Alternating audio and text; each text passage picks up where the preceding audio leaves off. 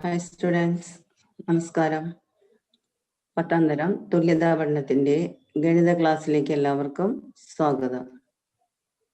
ഇത് നമ്മുടെ 17ാമത്തെ ക്ലാസ്സാണ്. സമവാക്യങ്ങൾ എന്ന അധ്യായത്തിന്റെ 7ാമത്തെ ക്ലാസ്സും. കഴിഞ്ഞ ക്ലാസ്സിൽ ടീച്ചർ ഇട്ടിരുന്ന ഹോംവർക്ക് പലരും ചെയ്ത് കണ്ടില്ല. അതുകൊണ്ട് ടീച്ചർ അതിന്റെ ഉത്തരം ഇതിൽ ചെയ്തിട്ടിട്ടുണ്ട്. നിങ്ങൾക്ക് കാണിച്ചു തരാം. അപ്പോൾ ചെയ്യാത്തവര് അത് നോക്കി മുഴുവനാക്കുക കേട്ടോ. ഇതായിരുന്നു കഴിഞ്ഞ ക്ലാസ്സിലെ ഹോംവർക്ക്. സമചതുരാകൃതിയായ ഒരു തോട്ടത്തിന്റെ പരപ്പളവ് 529 ചതുരശ്ര മീറ്റർ ആയാൽ തോട്ടത്തിന്റെ ഒരു വശത്തിന്റെ നീളം എത്ര? എല്ലാവരും ചെയ്യണം നോട്ട്ബുക്കിലേക്ക് ഇത്. അതിനു വേണ്ടിയിട്ടാണ് ടീച്ചർ വീണ്ടും ഹോംവർക്കൊക്കെ ചെയ്തു വെക്കുന്നത് കേട്ടോ. ഒരു വശം സമം എക്സ്. സമചതുരത്തിന്റെ പരപ്പളവ് കാണാൻ എന്താ സൂത്രവാക്യം? വശം ഇൻറ്റു വശമാണ്. അപ്പോൾ X into X. X into X എന്ന് പറഞ്ഞാൽ എക്സ് ഘാതം 2. ഇത് നമ്മൾ എക്സ് സ്ക്വയർ എന്ന് വായിക്കും. അപ്പോൾ ഈ എക്സ് ഘാതം 2 ആണ് പരപ്പളവ്. പരപ്പളവാണ് നമുക്ക് തന്നിരിക്കുന്നത് 529 എന്ന്. എക്സ് സ്ക്വയർ സമം 529 എന്ന് എഴുതി. എക്സ് എന്ന് പറയുന്നത് അതിന്റെ റൂട്ട്, അതിന്റെ വർഗമൂലം. അപ്പൊ റൂട്ട് ഓഫ് 529. 529 എന്ന് പറയുന്നത് 23 × 23 ഗുണിച്ചാൽ കിട്ടുന്ന സംഖ്യയാണ്. അപ്പോ അതിന്റെ വർഗമൂലം 23. എക്സ് സമം 23. അതായത് വശം സമം 23 മീറ്റർ. ഇനി രണ്ടാമത്തെ കണക്ക് നോക്കിയേ.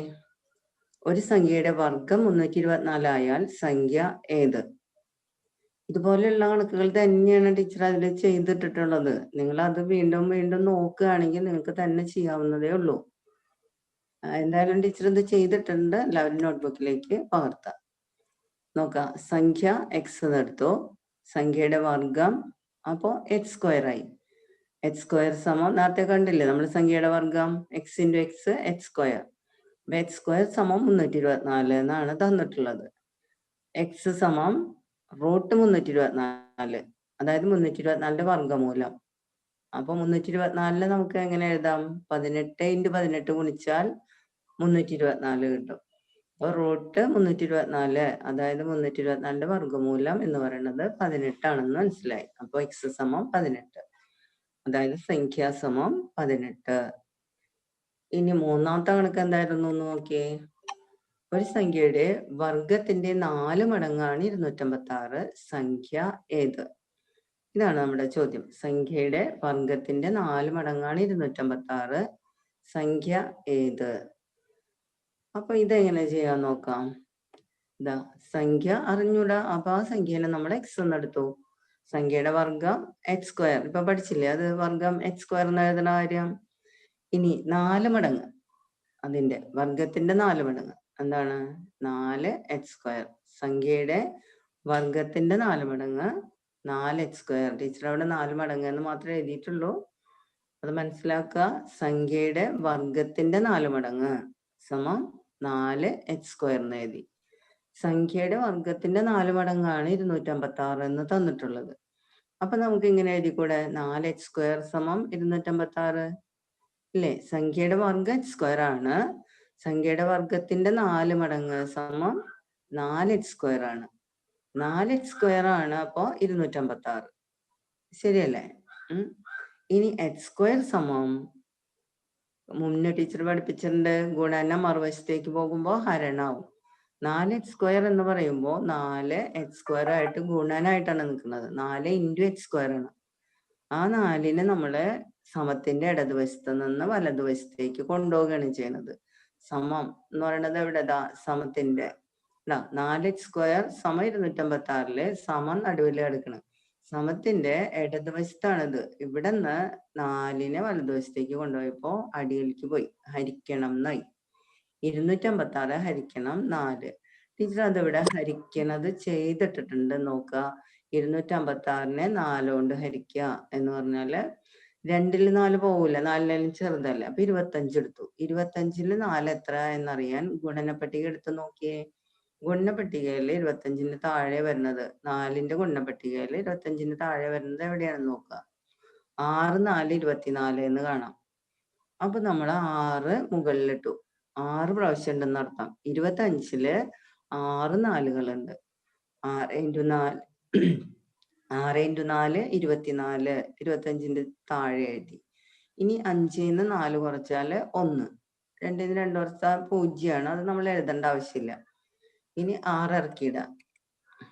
6 ഇറക്കിയിട്ടു നിങ്ങള്. അപ്പൊ ഇത് 16ആയി. 16-ല് 4 പ്രാവശ്യം. 4 ഇൻറ്റു 4 ഗുണിച്ചത് അതിന്റെ ചുവട്ടിലിടുക. അപ്പൊ ശിഷ്ടം 0. അപ്പൊ 64ആണ് നമുക്ക് ഇവിടെ കിട്ടിയത് അല്ലേ. എക്സ് സമം എന്താ 64-ന്റെ വർഗ്ഗമൂലം √64. 64 എന്ന് പറഞ്ഞത് 8 ഇൻറ്റു 8 ആണ് അല്ലേ. അപ്പോ 64-ന്റെ വർഗ്ഗമൂലം 8ആയി. അങ്ങനെ സംഖ്യാസമം 8. ഓക്കെ, ഹോംവർക്ക് എല്ലാവരും ചെയ്യുക. വീഡിയോ കാണുമ്പോൾ ഈ ഭാഗം പോസ് ചെയ്ത് അതൊക്കെ എഴുതിയെടുക്കുക കേട്ടോ.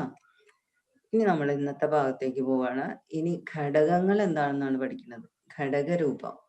അപ്പൊ കുറച്ചും കൂടി അതിനേലും കട്ടിയായിട്ട് വരികയാണോ. അപ്പോൾ ആദ്യത്തെ ഭാഗങ്ങൾ പഠിച്ചാലേ നിങ്ങൾക്ക് ഇതിലേക്ക് പഠിക്കാൻ പറ്റുള്ളൂ. ഇനി അപ്പൊ നോക്കാം. ഇവിടെ വലിയ ചതുരത്തിന്റെ പരപ്പളവ് കാണുക. ഇവിടെ നല്ല കളർഫുൾ ആയിട്ട് 2 ചതുരങ്ങൾ കാണാം അല്ലെ. ഒന്ന് പച്ച കളറിലുള്ളത് സമചതുരാണ്. കാരണം അതിന്റെ വശമൊക്കെ തുല്യാണ്. എക്സ് ആണ് കൊടുത്തിരിക്കുന്നത് വശത്തിന്റെ നീളം. വശം എക്സ് ആണ്.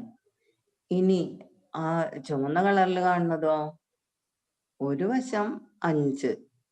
ഒരു വശം എന്താണ് സമചതുരത്തിന്റെ അതേ അളവല്ലേ പച്ച കളറിൽ കാണുന്നതിന്റെ. ആ വശം അപ്പോ എക്സ് ആണ്. അപ്പൊ നീളം എക്സും വീതി 5 ആയിട്ടുള്ള ചതുരാണ് സമചതുരാകൃതിയിലുള്ള പച്ച കളറിലുള്ള രൂപത്തിന്റെ കൂടെ ഇരിക്കുന്നത്. അപ്പൊ വലിയ രൂപം എന്തായി. വലിയ രൂപം ചതുരായിട്ട് മാറി. കാരണം അതിന്റെ 2 വശം തുല്യല്ല.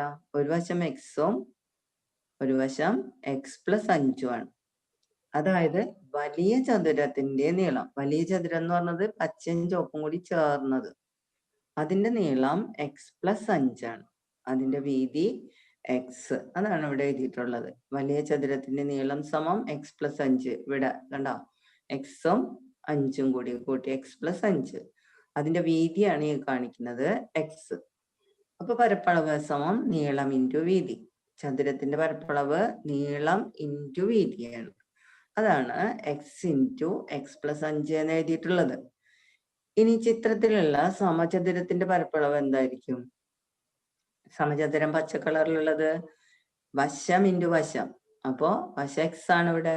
X into X. X into X ഇപ്പൊ കുറെ പ്രാവശ്യമല്ലേ നമ്മൾ കാണുന്ന എക്സ് സ്ക്വയറിന് എഴുതാമെന്ന്. അപ്പോ ചിത്രത്തിലെ സമചതുരത്തിന്റെ പരപ്പളവ് പച്ച കളറിൽ കാണുന്ന സമചതുരത്തിന്റെ പരപ്പളവ് എക്സ് സ്ക്വയർ. ചെറിയ ചതുരത്തിന്റെ പരപ്പളവ്. ചെറിയ ചതുരത്തിന്റെ വീതി 5, നീളം എക്സ്. അപ്പൊ നീളം ഇൻറ്റു വീതി 5x ആണ്. കണ്ടോ, ചെറിയ ചതുരത്തിന്റെ പരപ്പളവ് 5x എന്ന് എഴുതി.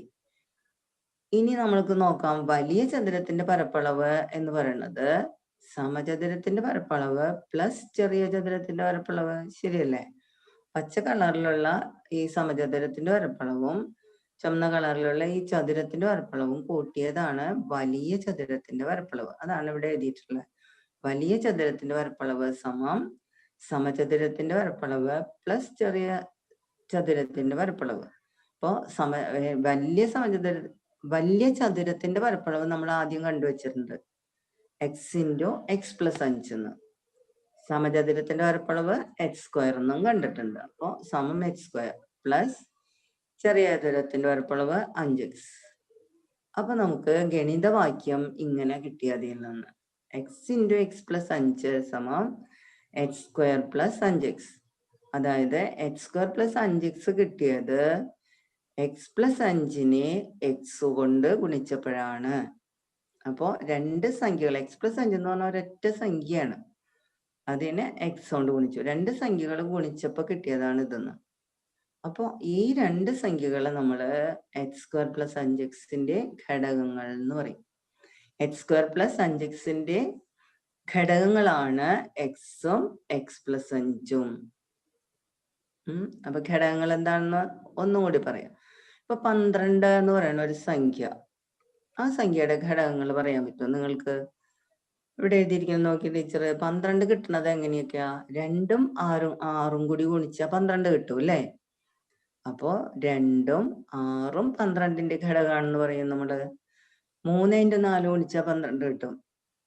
അപ്പൊ 3ഉം 4ഉം 12ന്റെ ഘടകമാണെന്ന് പറയും. 1 × 12 12ആണ്. അപ്പോ 1ഉം 12ഉം 12ന്റെ ഘടകങ്ങളാണ്. അതായത് ഘടകങ്ങൾ എന്ന് പറയുന്നത് ഒരു സംഖ്യേനെ ഹരിച്ചു കഴിഞ്ഞാൽ ശിഷ്ടം 0 വരുന്നത്. കൃത്യമായിട്ട് ഹരിക്കാൻ പറ്റുന്ന സംഖ്യകളെ. ഇപ്പൊ 12നെ നമുക്ക് 2 കൊണ്ട് ഹരിക്കുകയാണെങ്കിൽ എത്ര 2 ഉണ്ടെന്ന് നോക്കുകയാണ് ഹരിക്കുക എന്ന് പറഞ്ഞു കഴിഞ്ഞാൽ 6 2 ഉണ്ടെന്ന് മനസ്സിലാവും. 6 2 12. അപ്പൊ 12നെ 6 കൊണ്ട് ഹരിച്ചാൽ എത്ര 6 ഉണ്ട് 12ല്? 2 6 ഉണ്ട്. അങ്ങനെ 12നെ കൃത്യമായി ഹരിക്കാൻ പറ്റുന്ന സംഖ്യകളാണ് ഇതെല്ലാം. 1 2 3 4 6 12. ഈ സംഖ്യകളെല്ലാം തന്നെ 12നെ കൃത്യമായിട്ട് ഹരിക്കാൻ പറ്റുന്ന സംഖ്യകളാണ്. ഇതൊക്കെ 12ന്റെ ഘടകങ്ങളാണ്. അപ്പൊ ഇങ്ങനെ ഗുണിച്ചാ കിട്ടുന്ന സംഖ്യകള് അതിന്റെ ഘടകങ്ങളാണെന്ന് പറയും. 12ന്റെ ഘടകങ്ങൾ. അതുപോലെ തന്നെയാണ് ഇവിടെ ബീജഗണിത വാക്യങ്ങളിലും ഘടകങ്ങൾ എന്ന് പറയുന്നത്. ഇപ്പൊ അതിന് കൂടുതൽ ഉദാഹരണങ്ങൾ നോക്കാം നമുക്ക്. നേരത്തെ നമ്മൾ കണ്ടതുപോലെ x × x + 5 = x² + 5x എന്ന് കണ്ടില്ലേ? അതുപോലെ ഇവിടെ നോക്കാം y² - 3y. ഇതിന്റെ ഘടകങ്ങൾ ഇതാണ് നിങ്ങൾ പഠിക്കേണ്ടത്. ഇതിന്റെ ഘടകങ്ങൾ എഴുതാൻ. ഇവിടെ ഇതില് രണ്ടിലും y ഉണ്ട്. ഇവിടെയും y ഉണ്ട്, ഇവിടെയും y ഉണ്ട്.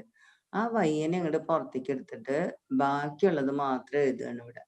അപ്പൊ ഇതിലൊരു y, ഇതില് 3 y - 3. അപ്പൊ y × y - 3. y - 3ഉം y-യും ഇതിന്റെ ഘടകങ്ങളാണെന്ന് പറയും. y² - 3y ഘടകങ്ങളാണ് y-യും y - 3. ഇത് ഗുണിച്ചാൽ കിട്ടുന്നു.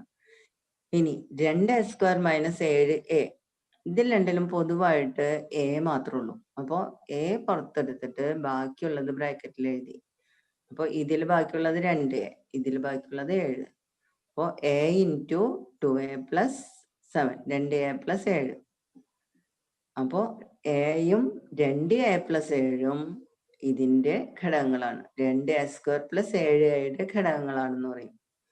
അതുപോലെ 3x² + 12x = 3x × x + 4. ഇത് തിരിച്ച് ഗുണിക്കുന്നത് ടീച്ചർ അടുത്ത സ്ലൈഡിൽ എഴുതിയിട്ടുണ്ട്, കാണിച്ചു തരാം കേട്ടോ.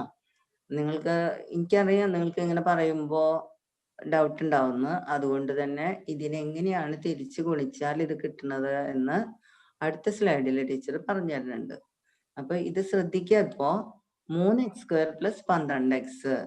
ഈ രണ്ട് പദത്തിലും പൊതുവായിട്ടുള്ളത് ഏതാണെന്ന് നോക്കുക. 3 കൊണ്ട് നമുക്ക് 12നെ ഹരിക്കാൻ പറ്റും അല്ലെ?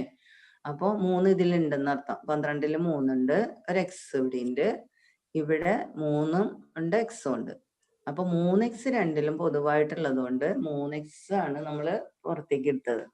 എന്നിട്ട് ബ്രാക്കറ്റിന്റെ ഉള്ളിൽ എഴുതുക 3x കഴിഞ്ഞിട്ട് ഇവിടെ ബാക്കിയുള്ളത് എന്താ? ഇവിടെ ഒരു x. ഇവിടെ എന്താ ബാക്കിയുള്ളത്? 3 കൊണ്ട് 12നെ ഹരിച്ചാൽ 4 കിട്ടും. പിന്നെ വേറൊന്നുമില്ല, x നമ്മൾ എടുക്കണ്ടല്ലോ. അപ്പൊ x + 4 ആയി ബ്രാക്കറ്റിന്റെ ഉള്ളില്. ഇവിടെ നോക്കിയേ m² + 2m-ല് m മാത്രമേ ഇവിടെ രണ്ട് സ്ഥലത്തും പൊതുവായിട്ടുള്ളൂ. അപ്പൊ m പുറത്തെടുത്തിട്ട് ഇതിൽ ബാക്കിയുള്ളത് m അതവിടെ എഴുതി. ഇതിൽ ബാക്കിയുള്ളത് 2 + 2 എന്ന് എഴുതി. m × m + 2. ഇനി അടുത്ത ഘടകങ്ങൾ നോക്കിയേ. 7x² + 21x. 21ൽ 7 നമുക്ക് ഹരിക്കാൻ പറ്റൂ അല്ലേ? 3 7 21ആണ്. അപ്പൊ 7 ഇതിലുണ്ടെന്ന് അർത്ഥം. x ഉണ്ട്, ഇവിടെ 7x ഉണ്ട്. അപ്പൊ 7x നമ്മൾ പുറത്തേക്ക് എടുത്തു. ഇനി ബ്രാക്കറ്റിൽ എഴുതുക ഓരോന്നിൽ നിന്നും ബാക്കിയുള്ളത്. ഇതിലെന്താ ബാക്കിയുള്ളത്? 7x എടുത്തു കഴിഞ്ഞാൽ ബാക്കിയുള്ളത് ഒരു x. ആ ഒരു x അവിടെ എഴുതി. 21x നിന്ന് 7x എടുത്തു കഴിഞ്ഞാലോ 21നെ 7 കൊണ്ട് ഹരിച്ചാൽ 3 കിട്ടി. അതാണ് ഇവിടെ എഴുതണം. x നമ്മൾ എടുത്തല്ലോ 7x കൂടെ. അപ്പൊ 7x എടുത്തു കഴിഞ്ഞിട്ട് ബാക്കി ഇവിടെ 3 ഉള്ളൂ. അപ്പൊ x + 3 എന്ന് എഴുതി. ഇനി നിങ്ങളുടെ സംശയം തീരാൻ വേണ്ടിയിട്ട് ഈ ഘടകങ്ങളെ തിരിച്ച് ഗുണിച്ചു കഴിഞ്ഞാൽ ഇതാണ് ഘടകങ്ങൾ എന്ന് പറഞ്ഞല്ലോ. ഇതിനെ ഗുണിച്ചു കഴിഞ്ഞാൽ ഇത് കിട്ടുന്നുണ്ടോ എന്ന് നോക്കാം. അത് ടീച്ചർ കാണിച്ചു തരാം. നോക്കുക ഘടകങ്ങളുടെ ഗുണനം. y × y - 3. ആദ്യത്തെ ചോദ്യമാണ് കേട്ടോ നമ്മുടെ നേരത്തെയുള്ള. അപ്പോ ഇത് ഗുണിക്കുന്നത് ഇങ്ങനെയാണ്. ബ്രാക്കറ്റിലുള്ള ഓരോ പദത്തിനെയും പുറത്തുള്ള പദം കൊണ്ട് ഗുണിക്കണം. അതായത് y ഇൻറ്റു y, പിന്നെ y ഇൻറ്റു 3. അതോ എന്താ ടീച്ചർ ഇവിടെ വിശദമായിട്ട് എഴുതിയിട്ടുണ്ട്. y into y minus y into 3. y into y y square ആയി മൈനസ് 3y. ഓക്കെ, നേരത്തെ ചോദ്യത്തില് y സ്ക്വയർ മൈനസ് 3y അത് കിട്ടിയില്ലേ തിരിച്ചു ഗുണിച്ചപ്പോ. ഇനി ഈ ചോദ്യമാണ് നമ്മൾ ഈ ഭാഗം എഴുതിയിട്ട് ഇത് കിട്ടണ്ടോ നോക്കുകയാണ്. a into 2a plus 7. നോക്കിയേ, a ഇൻറ്റു 2a പ്ലസ് 7 ഗുണിച്ച് നോക്കുക. a into 2a, a into 2a plus a into 7, ഇങ്ങനെയാണ് അതിനെ ഗുണിക്കുക. അപ്പോ ഇത് 2a സ്ക്വയർ ആയി. a into a square plus 7a. തിരിച്ചു നോക്കണോ നമുക്ക്? തിരിച്ചു നോക്കിക്കോ, ശരിയല്ലേ? 2a സ്ക്വയർ പ്ലസ് 7 എന്നുള്ള ഉത്തരം കിട്ടി. ഇനി അടുത്തത് ഇതാണ് നമ്മൾ ചെയ്യാൻ പോണേ. 3x ഇൻറ്റു എക്സ് പ്ലസ് 4 എങ്ങനെയാന്ന് നോക്കിയേ. 3x into X plus 4, 3x into X ഇതവിടെ എഴുതിയിരിക്കുന്നു, plus 3x into X plus 4. Teacher അവിടെ ആരോ ഇട്ട് വെച്ചിട്ടുണ്ട്, അതനുസരിച്ച് നോക്കുക നിങ്ങൾ. അപ്പൊ 3x into X, X into X X square plus 3 into 4 ഗുണിച്ചിട്ട് വേണം എഴുതാൻ ഇവിടെ 12x. ഇതന്നെയല്ലായിരുന്നു അവിടെ നോക്ക്. 3x square plus 12x.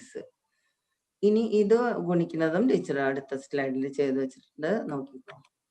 m into M plus 2 സമം m into M M square, m into 2 2m. ഇനി 7x into X plus 3, 7x into X 7x square ആയി. 7x into 3, 7x into 3 എന്ന് പറയുന്നത് 21x. ഇതാണ് ഘടകങ്ങള് തിരിച്ച് ഗുണിച്ച് കാണിച്ചതാണ് ടീച്ചർ. ഘടകങ്ങള് ശ്രമിക്കുക നിങ്ങൾ, പറ്റണ പോലെയൊക്കെ മനസ്സിലാക്കുക കേട്ടോ. ഇനി നോക്കാം, ഇതിനെയൊക്കെ ഉപയോഗപ്പെടുത്തുന്ന ചോദ്യങ്ങളിലേക്ക് പോവാണ് നമ്മൾ, വഴിക്കണക്കിലേക്ക്. ഒരു സമചതുരത്തിന്റെ ഒരു വശം 3 സെന്റിമീറ്ററും മറ്റേ വശം 2 സെന്റിമീറ്ററും വർദ്ധിപ്പിച്ചുകൊണ്ട് ഒരു പുതിയ ചതുരം ഉണ്ടാക്കുന്നു. ഇതിന്റെ പരപ്പളവ് എത്രയായിരിക്കുമെന്ന് നോക്കാം. ഇത് നമ്മള് ജാമിതീയ രൂപത്തിൽ വരച്ചുകൊണ്ട് ഇതിൽ നിന്ന് നമ്മളൊരു രണ്ടാംകൃതി സമവാക്യം ഉണ്ടാവുന്നതാണ് കാണാൻ പോണത്. നോക്കാം, നല്ല ഭംഗിയായിട്ടുള്ള പാടമൊക്കെ വരച്ചിട്ടുണ്ട്. സമചതുരത്തിന്റെ ഒരു വശം 3 യൂണിറ്റ് കൂട്ടി, അതാണ് ഇവിടെ കാണുന്നത് സമചതുരം. ഇത് ഈ ചുവപ്പ് കളറിലുള്ളത്, അതിന്റെ വശം എക്സ്, അതിന്റെ ഒരു സൈഡ് 3 കൂട്ടി, മറ്റേ സൈഡ് 2 കൂട്ടിയിട്ടുണ്ട്. മറ്റേ സൈഡ് 2 കൂട്ടി. ഇപ്പൊ നമുക്ക് കിട്ടിയിട്ടുള്ളത് സമചതുരാണോ ചതുരാണോ?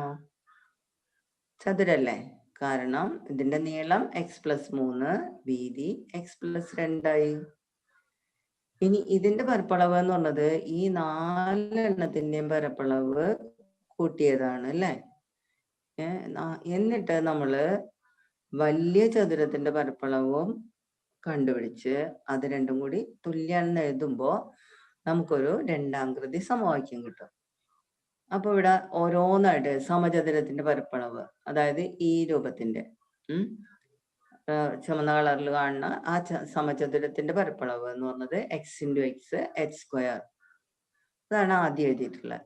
ഇനി പച്ച ചതുരത്തിന്റെ പരപ്പളവ്, അതിന്റെ വശം 3ഉം എക്സും ആണ്, അപ്പൊ 3 ഇൻറ്റു എക്സ് 3x. ഇനി മഞ്ഞ ചതുരത്തിന്റെ പരപ്പളവ്, അതിന്റെ വശം എന്താ 2 കൂട്ടിയതാണ്, അപ്പൊ ആ വശം 2, മറ്റേ വശം സമചതുരത്തിന്റെ വശം തന്നെയായിരിക്കും എക്സ്, അപ്പൊ 2 ഇൻറ്റു എക്സ് 2x. ഇനി നീലചതുരത്തിന്റെ പരപ്പളവ് എന്തായിരിക്കും? ആ കൂട്ടിയ അളവുകളായിരിക്കും നീലചതുരത്തിന്റെ പരപ്പളവ്. കൂട്ടിയ അളവുകൾ 3ഉം 2ഉം, അപ്പൊ 3 ഇൻറ്റു 2 6. വലിയ ചതുരത്തിന്റെ പരപ്പളവ് എന്ന് പറയുന്നത് ഇത് 4ഉം കൂടി കൂട്ടിയതാണ്, ഇത് 4ഉം കൂടി കൂട്ടിയത്. അപ്പൊ 4ഉം കൂട്ടാൻ നമുക്ക് ആദ്യത്തത് x square plus 3x plus 2x plus 6. അപ്പൊ 3xും 2xും കൂടി കൂട്ടിക്കൂടെ നമുക്ക് 5x ആയി. അത് X square plus 5x plus 6. ഇനിയാണ് നമ്മൾ വലിയ ചതുരത്തിന്റെ നീളം സമം x+3 എന്ന് എഴുതി. വലിയ ചതുരത്തിന്റെ വീതി x+2. അത് മനസ്സിലായില്ലേ? x+3 ഇതാണ് നീളം, ഇവിടെയാണ് വീതി x+2. അപ്പൊ വലിയ ചതുരത്തിന്റെ പരപ്പളവ് എന്താ? അതിന്റെ നീളം ഇൻറ്റു വീതി, അതായത് x+3 ഇൻറ്റു x+2. അപ്പൊ നമുക്ക് എന്താ എഴുതാം? x² + 5x+6 എന്ന അളവ് തന്നെയാണ് x+3 ഇൻറ്റു x+2. അതുകൊണ്ട് x² + 5x+6 സമം x+3 ഇൻറ്റു x+2 എന്ന് എഴുതാം. ഉണ്ടോ? x² + 5x+6 സമം x+3 ഇൻറ്റു x+2 എന്ന് എഴുതാം.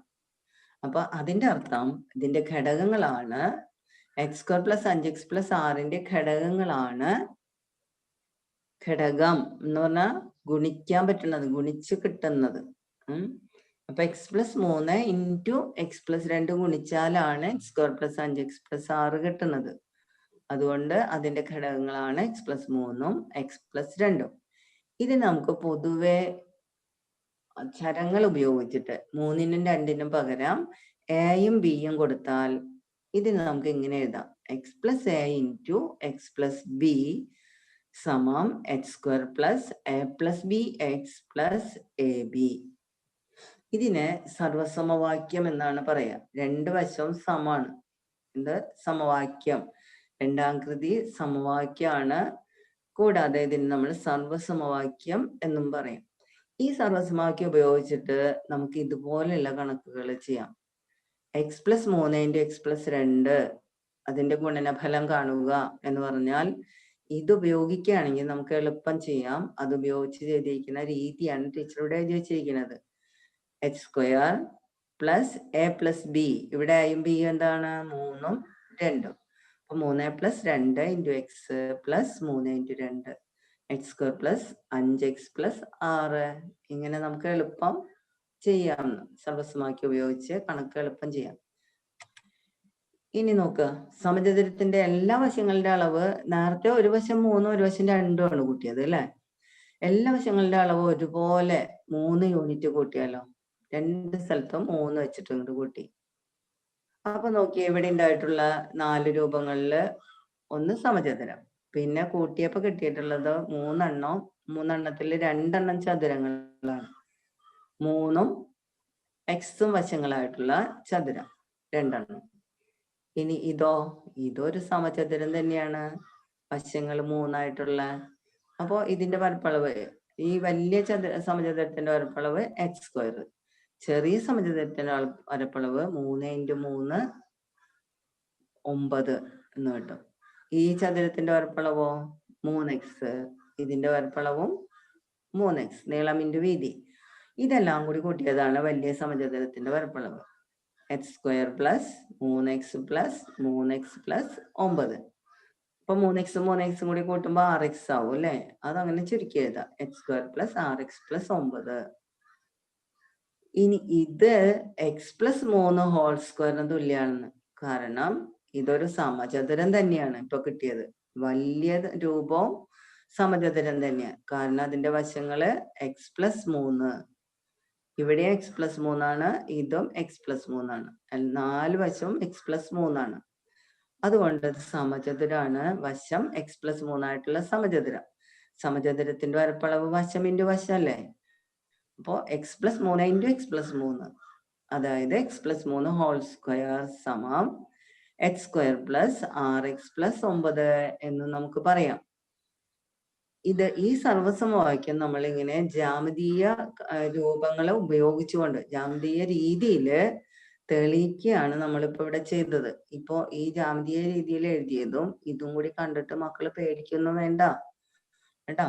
ഇവിടെ നമ്മൾ അതിനെ ബീജഗണിത രീതിയിലുള്ള ഈ സർവസമവാക്യം ആക്കിയത് നിങ്ങൾക്ക് എളുപ്പം മനസ്സിലാവാൻ വേണ്ടിയിട്ടാണ്. ഈ ജാമിതീയ രീതിയിൽ ഈ പടമൊക്കെ കൊടുത്തിട്ട് ഇതിൽ നിന്ന് കണ്ടുപിടിച്ചത്. ഒരേ കാര്യത്തിന്റെ പരപ്പളവ് 2 തരത്തിൽ കണ്ടു നമ്മള്.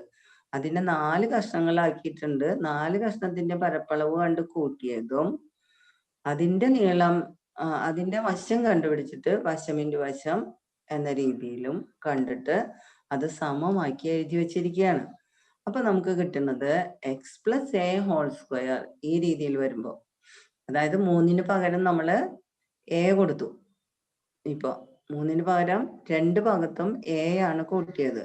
അപ്പോൾ ഈ സമചതുരത്തിന്റെ എല്ലാ വശവും എക്സ് പ്ലസ് എ ആയി. അതിൽ നിന്ന് നമുക്കൊരു സർവസമവാക്യം കിട്ടുകയാണ് x plus a whole square സമം x square plus x square എന്ന് പറഞ്ഞത് ഈ സമചതുരത്തിന്റെ വരപ്പളവ് പ്ലസ് 2ax. 2ax എന്ന് പറഞ്ഞത് ഇത് ax ആണ്, ഇതും ax ആണ്. അപ്പൊ 2 ചതുരങ്ങളുടെ പരപ്പളവ് axകളാണ്. അത് രണ്ടും കൂടി കൂട്ടിയപ്പോൾ 2ax ആയി. അതിൽ കൂടെ ഇനി ചെറിയ സമചതുരം വശം a ആണ്, a സ്ക്വയർ കൂട്ടി. അപ്പൊ x plus a whole square സമം x square plus 2ax plus a square. ഇപ്പൊ നമ്മളൊരു 3-4 സർവസമവാക്യങ്ങളാണ് ഈ രീതിയിൽ കണ്ടുപിടിച്ചത്. അതെല്ലാം കൂടി ടീച്ചർ ഇവിടെ എഴുതുന്നുണ്ട്, അത് നിങ്ങൾ നോക്കണം. അപ്പൊ ഇനി ഒരു സമവാക്യം കൂടി ഉണ്ട് ഇവിടെ ടീച്ചർ എഴുതി വെച്ചതുണ്ട്. X minus a x plus a whole square കണ്ടു നമ്മളിപ്പോ അല്ലെ.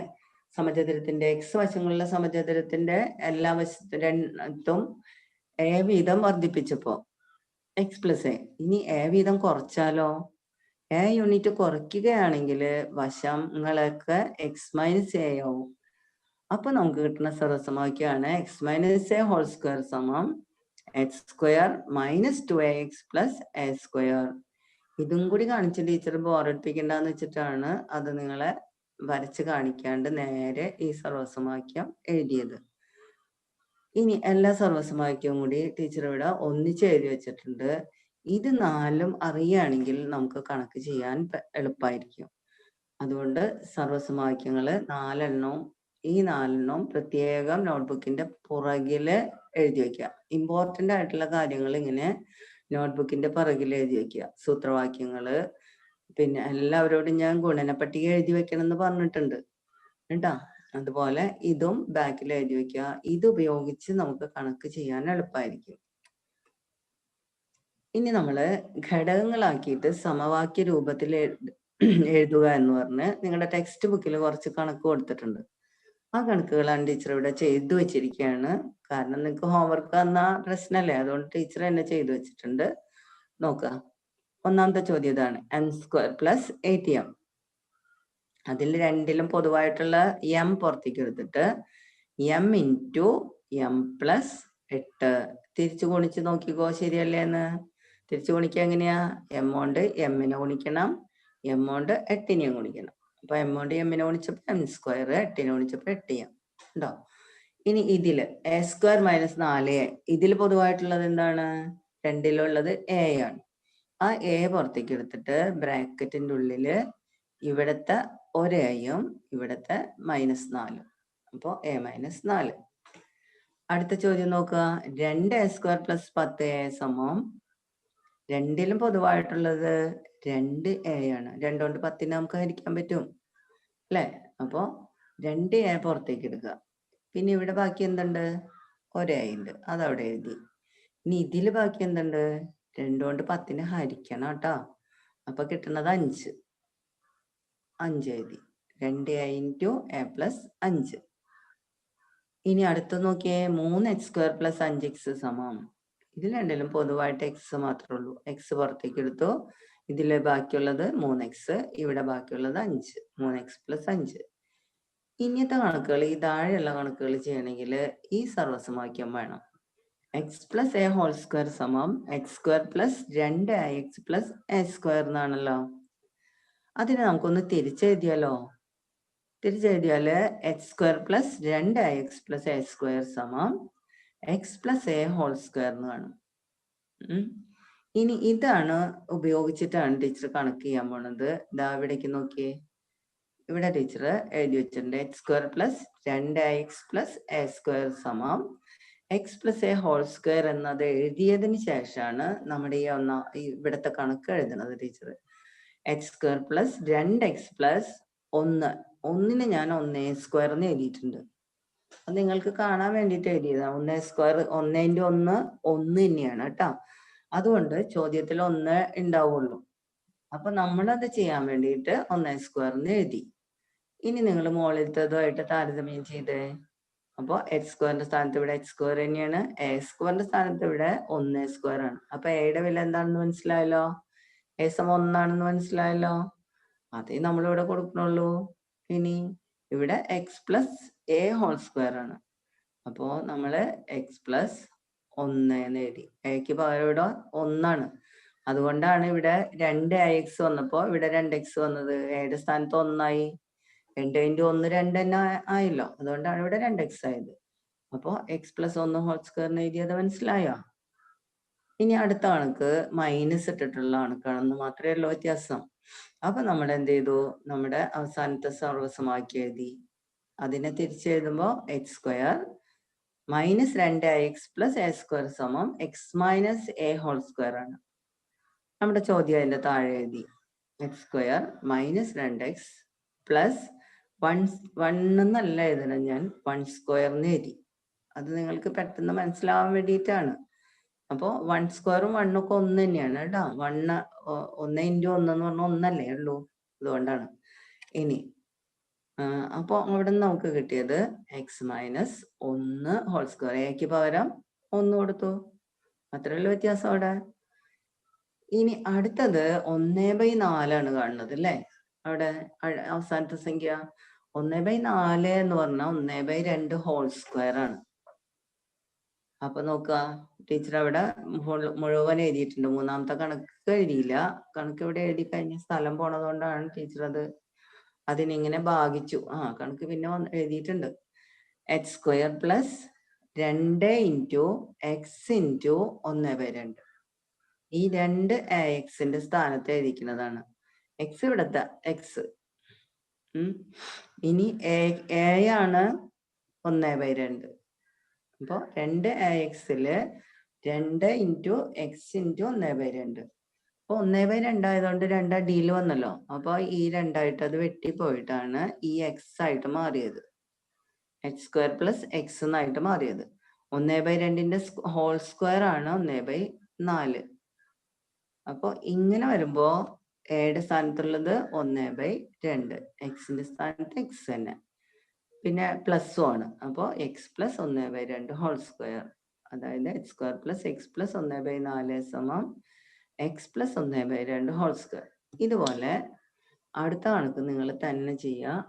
കുറച്ച് ഹോംവർക്കും കൂടി ടീച്ചറോട് ഇട്ടിട്ടുണ്ട്. ഒട്ടും വ്യത്യാസമില്ല.